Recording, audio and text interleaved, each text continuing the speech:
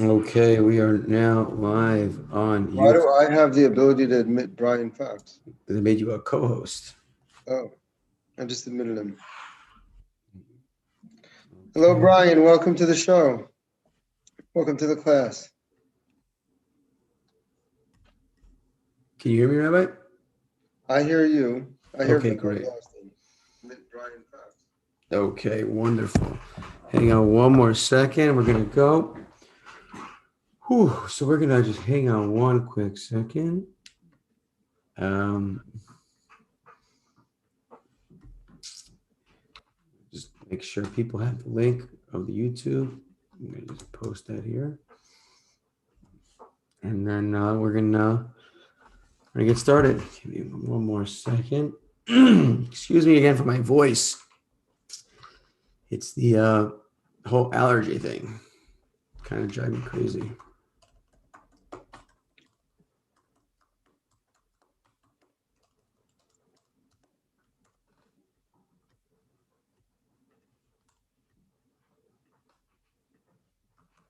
Oop. Okay, give it a few seconds here.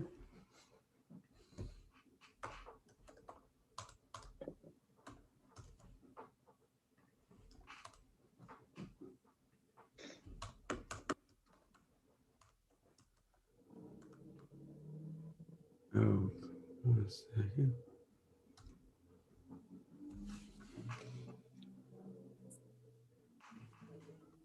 Okie dokie. Take it away. Can you Wait, hear? did you say something? Mr. Fox, Brian, I missed that. Ryan's,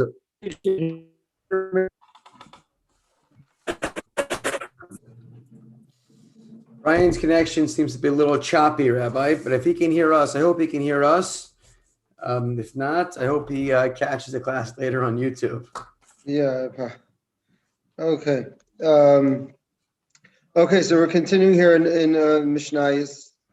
Mishnayos, by the way, is the plural of Mishnah. In case you ever hear that word Mishnayot or Mishnayos, that's just the plural of Mishnah.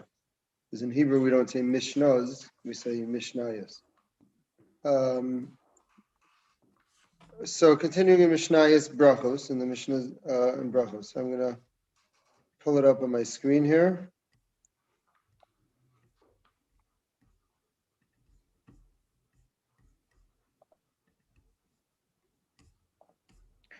Okay, did I get the right one? Yeah. Okay. So we have Mishnah Brachos Parak 2, chapter 2, Mishnah 2, Mishnah base. Second chapter, second Mishnah. That's what we're up to. So we had discussed in the previous Mishnah that there are halachic ramifications of where you're where you are in the Shema in terms of interrupting, whether you are in the middle of a paragraph or a section or at a break. This Mishnah enumerates when what the breaks are, the pauses between the chapters. Interesting to note, I guess we didn't point this out last time, but last Mishnah we were dealing with was talking about greeting people and responding to greetings. You have to respect people if you're afraid of. So that's not so relevant in practical terms because it doesn't happen that often. But there are other things that could be more common, which is like if one is davening, in a room with other people, like a congregation or something, and he's either a little behind, a little ahead, or whatever. There's certain responses that are permitted during the breaks that are not permitted other times. For example, if one is hearing the Kaddish while he's reciting Shema, when they get up to Amen Yehi Shmei Rabba, that part of the Kaddish, then if he's at a break, if he's between sections, he can respond, can say that with the congregation. He's in the middle of a portion, he's not supposed to interrupt for that. You just remain quiet while everyone's saying it and listen, and then you go on. So that's an example of a practical, difference that it makes whether you're in the middle of a paragraph or at a break. So we're going to discuss in this Mishnah what are the breaks. So that's where we are. Eluhain bein haprakim. These are the breaks. Bein haprakim means between the. Hold on one second. Between the paragraphs, literally speaking, the breaks. Bein bracha rishona l'shniya, between the first blessing and the second blessing. So whether you're talking about in the morning or the evening, the first blessing, Yotzer HaMe'oros, that's the end of the first blessing. And the second blessing, which is Abbas Olam, Abbas Rabba, that we say before the Shema. So that's a break. That's one break. Min Shniya l'Shema, the second one is between the second blessing and the Shema. The Shema comes right after the second blessing. So that's the second break, is between the second blessing and the Shema. Main Shema levahayim Shemoah. So Shema, when it says Shema over here, I'm getting feedback very lastly. Any feedback? So let me. Okay. So when it says Shema here, it's referring to not what we call the whole Shema, but like just the first paragraph. So between the first paragraph and V'hayim Shemoah, which is the second paragraph, is another break. And to clarify, so between the first verse, Shema Yisrael Hashem Elokeinu Hashem Echad, and between there and Ve'ahavta Eis, where the actual paragraph is, if you look at a siddur, I'll pull it up over here on my screen. You still see my screen, right? Yes, we do. So over here, I'm going to show these breaks. Okay, so we have this. Do you see my pointer also, or just my screen? We see the pointer as well. Okay, right. So this is the Shema verse, right? Shema Yisrael Hashem Elokeinu Hashem Echad. So over here, this part over here, there's no break. This is not a break. This is not between paragraphs. There's one paragraph that, one break over here above the Shema, before the Shema. That's between the second blessing and the Shema. And at the end of this paragraph, well, this is the middle of the paragraph, but if I go to the next page here,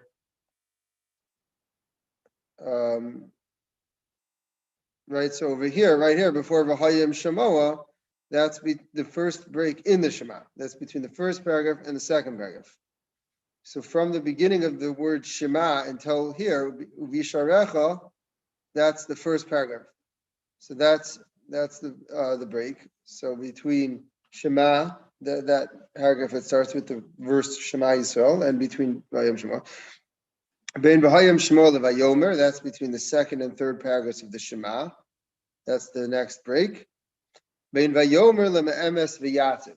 And the last one, at least by the morning, is between Vayomer, which is the end of the last paragraph of Shema, the third paragraph of the Shema prayer, and Emes V'Yativ, which is the next paragraph, the first paragraph after Shema in the morning.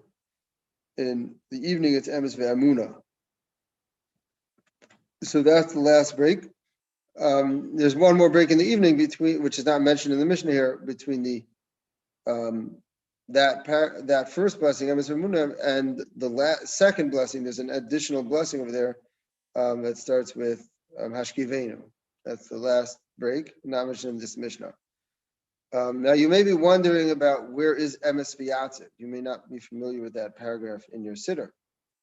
We'll discuss that in 1 second after we read Rabbi Yehuda's opinion. The Yehuda says, "Bein Vayomer leEmes V'Yativ lo yafsik." Between Vayomer and Emes V'Yativ, you should not interrupt. So he says, even though that's a break, it is an end of one paragraph and the start of a new thing, but we are not supposed to interrupt in between. Okay, what's going on with Emes V'Yativ? So let me explain that, and with that we'll explain the opinion of Rabbi Yehuda. If you look at the end of the Shema here, it's on the next page. Hold on.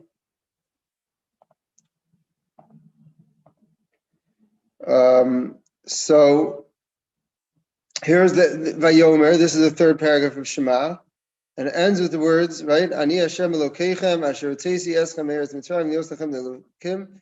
Ani Hashem Elokeichem emes. Right? If anyone who says the Shema on a day, regular basis is probably familiar with that. Right? That's the last verse of the Shema. So if you look over here, the last two words, Ani Hashem Elokeichem emes, there's a colon here as if it's the end of a sentence before the word emes. And if you look at the next paragraph, unfortunately, I didn't find one with it on the same page. It starts with v'yatziv v'nachon. That's in the morning. In the evening, it's v'amuna. Okay, so what's going on here, the reason there's that break there at the end of the Shema, this thing is because really the Shema, if you look at the Torah, it ends over here, right where my cursor is. After Ani Hashem Elokeichem emes. Ani Hashem Elokeichem. I am Hashem your God. That's the end of the Shema prayer. The following words, emes v'yatziv, emes, which is this last word here, and v'yatziv, which is the next paragraph, or emes and v'emuna at night, that right here is v'yatziv, that's by the morning. So really the word emes, that last word of the Shema, is part of this paragraph. It's not really part of the Shema.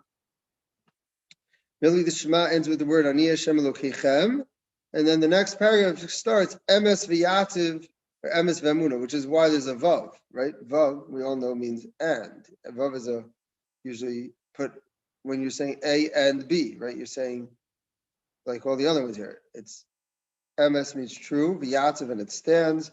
Nachon, it's appropriate or proper. So, right, all those vavs, because emes is really the first word. So why do we put it with the Shema?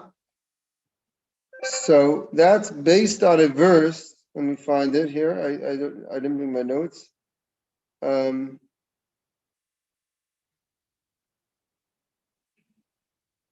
a verse in Yirmiyah, in Jeremiah, in Tanakh. V'Hashem Elokim emes. Yirmiyah says, if you want to look it up, it's Yirmiyah 10:10, easy to remember. Parak 10, verse 10. It says, and Hashem, the God, is true. That's a verse in Yirmiyah. I don't know if it's a whole verse, but it's in that verse there, 10:10. So Hashem Elokim is emes, is true. So we have a scriptural source that put the word emes with Hashem Elokim. The Shema ends with the same thing. Ani Hashem Elokeichem. Your God, Hashem God. It's one says Elokeichem, one says Elokim, but it's the same idea. So because of that verse, we put the word emes from the next paragraph. We sort of mush it together with Shema, and that's why that explains the opinion of Rabbi Yehuda that we just read, that you shouldn't interrupt between Shema and emes, because it's even though technically it's a new paragraph, but we don't want to interrupt. We don't want to interrupt since Yirmiyah, Jeremiah put them together. We also want to go straight from Shema to the word emes to be like that. So that's why, even though it is a new paragraph, we don't interrupt. Now, in terms of, sorry, I'm just finding the place I want to show. What about interrupting after the word emes? Right? What if I want to go emes and then interrupt whatever, say Amen Yehi Shemei Rabba, whatever. What about there? Do we say that's in between paragraphs? So that's also not in between paragraphs, even though in a sitter there's a break there after the word emes. But since it's really one paragraph, as we just explained, that the word emes is really from the paragraph emes v'yatziv, that therefore one should not interrupt over there either. So there is no break basically from the beginning of Vayomer until after the first blessing after Shema. So that's what's going on over here. So MS has a little bit of a double dip. It counts in both. It's really from the next paragraph we put it with the Shema. I have a question, Rabbi. Yeah.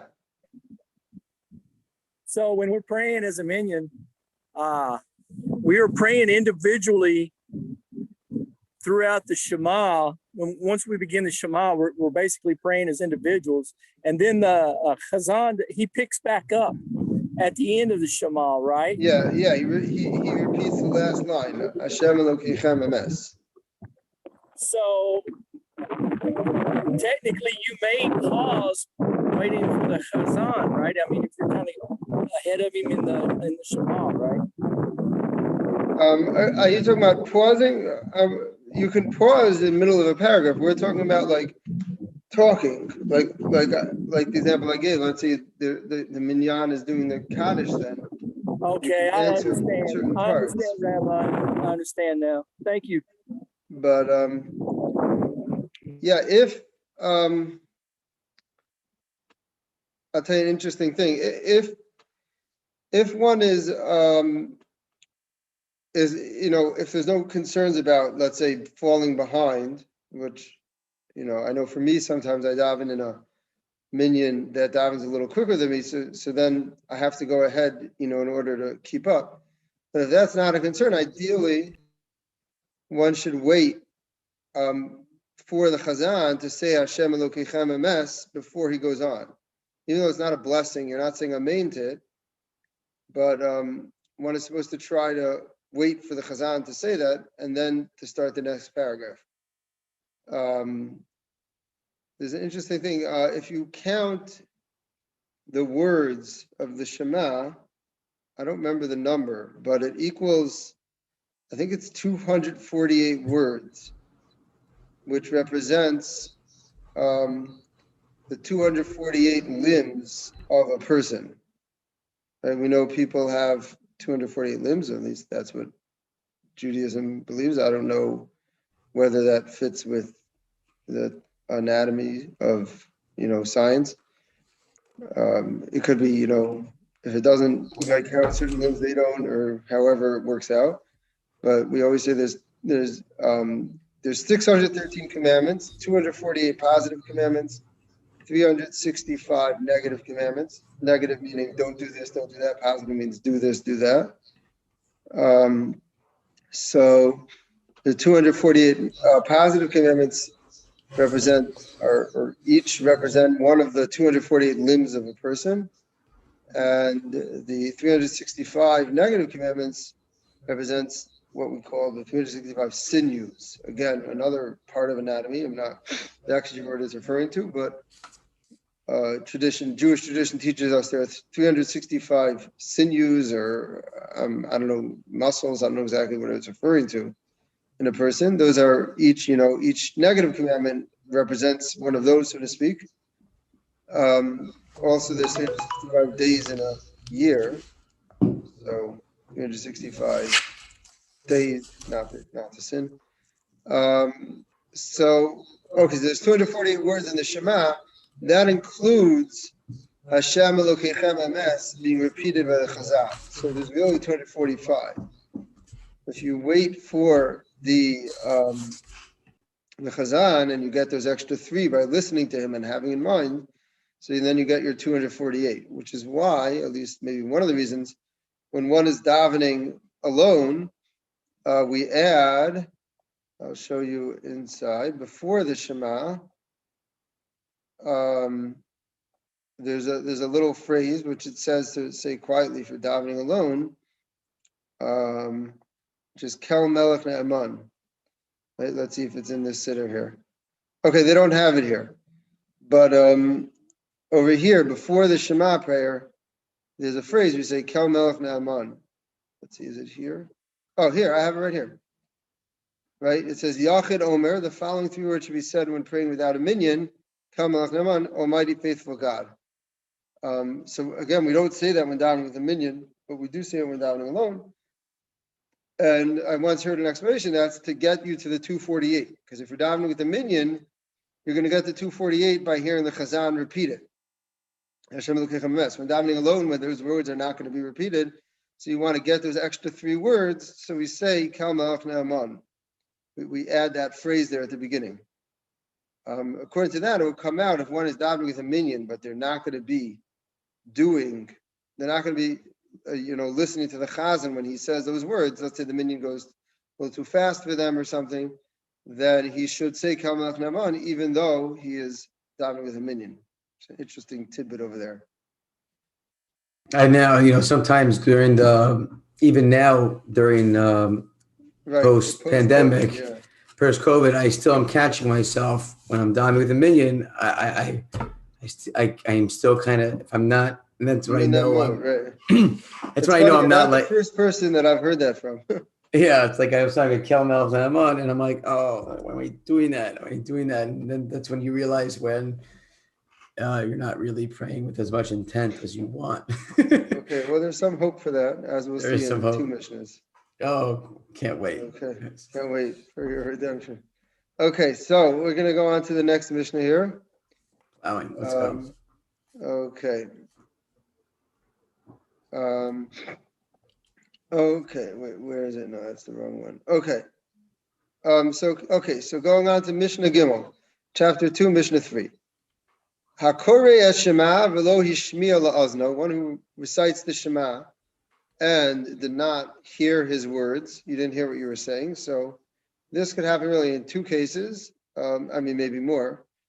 But one is someone who's saying it really quietly, quiet enough that he can't even hear himself, or one who is in a very loud place. And then even if you're not being quiet, like you're at a wedding or something, you may not hear what you're saying. So in either of those scenarios, the first opinion says yatsa. That's the first opinion of the first opinion of the Mishnah, that you fulfilled your obligation nonetheless. Rabbi Yossi says lo yatsa. You did not fulfill your obligation. So the basis of this idea is actually from the first word of Shema, which means Shema. Literally means hear, right? That's what the word Shema means. And based on that, the rabbis learn out, or Rabbi Yossi learns out at least, that you need to actually hear the words. And if you did not, you don't fulfill your obligation. The halacha that follows the first opinion that you did fulfill your obligation nonetheless. However, the commentators point out that's only what we call b'di'evet, that if you did it already, you fulfilled the obligation. But certainly, one who is reciting Shema should be careful to make sure to be able to hear what he's saying. And if one is in a loud place, that means you should try to say it loud enough that you can hear it over the noise. It doesn't have to be that other people can hear you, but you should be able to hear it in your own ears. Or you can cover your ears. When you cover your ears, you can still hear yourself because it reverberates internally. You can go try it. But so that's a lot. So one should ideally try to hear himself say the Shema.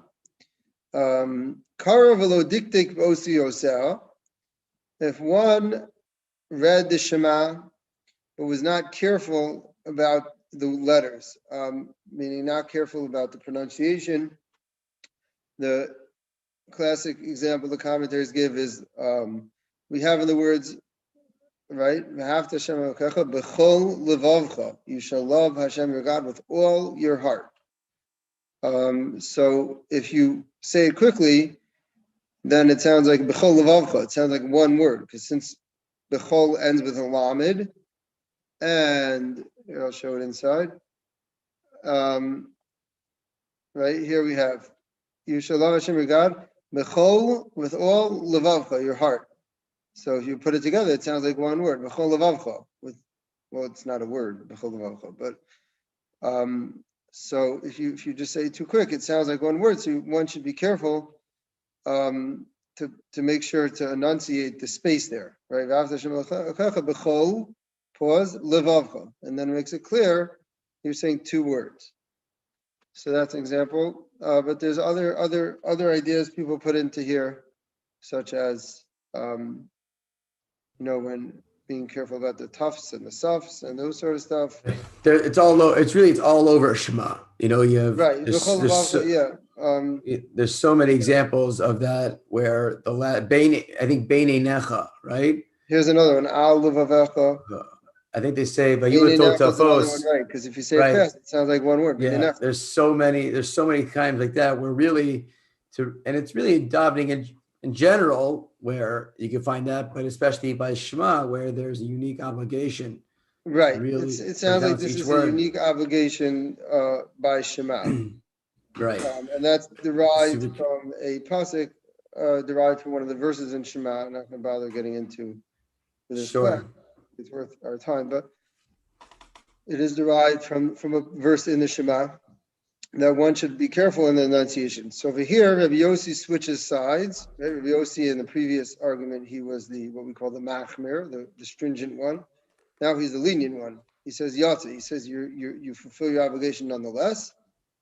Rabbi Yehuda says lo yatsa. You do not fulfill your obligation if you weren't careful in the pronunciation of the word.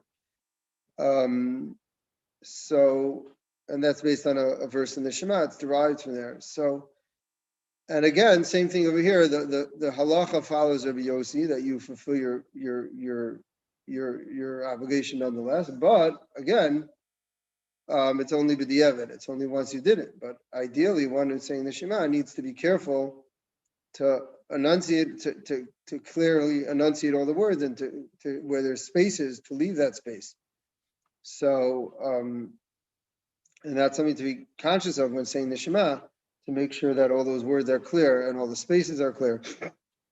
So that's another argument here. So in the first one, we don't follow Rabbi Yossi, where he's stringent. Where he's lenient, we do follow him in this case.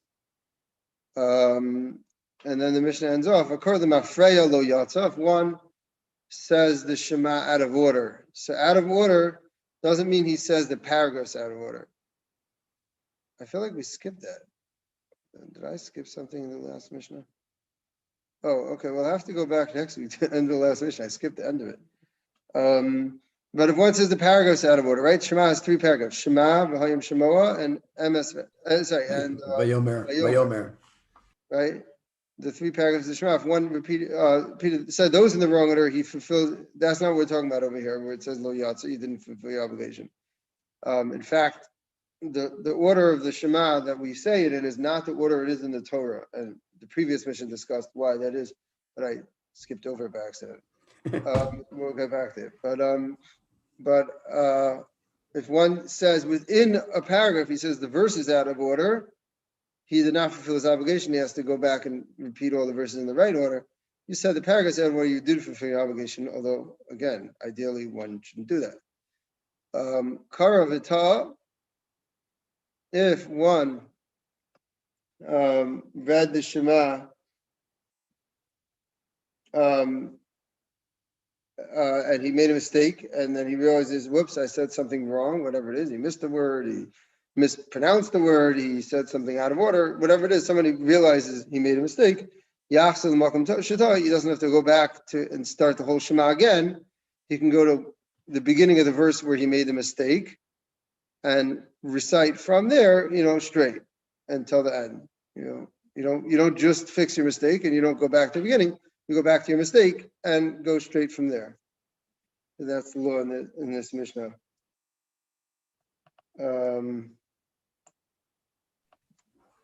Okay, I'm just looking up one thing here. Yeah, the idea of saying the word verses out of order is also derived from a verse in the Shema. We say in the beginning of the second paragraph, that's the second paragraph. No, not in the second paragraph, in the middle of the paragraph. That these words should be Second. It's in the second paragraph. Second pasuk. Oh, right here. These words shall be. So we learn out from there that the words shall be in their form, meaning you can't say that sukkim out of order, the verses out of order. You should say them in order.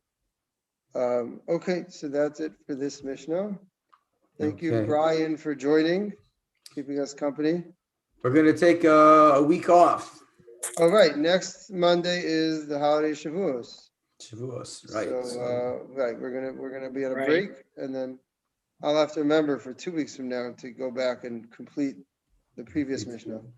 You can't say the verses out of order, but you can learn the Mishnah is out of order. There we go. I didn't do that on purpose, but. Very good. No, it was b'diavad. Okay. Wonderful. Take care, Okay. rabbis. God Yeah, but- willing, I'll see you soon. Yeah, Yes. God willing, yeah. Enjoy. Exciting weekend coming up. All right. All the best. Take care, Rabbi. Okay.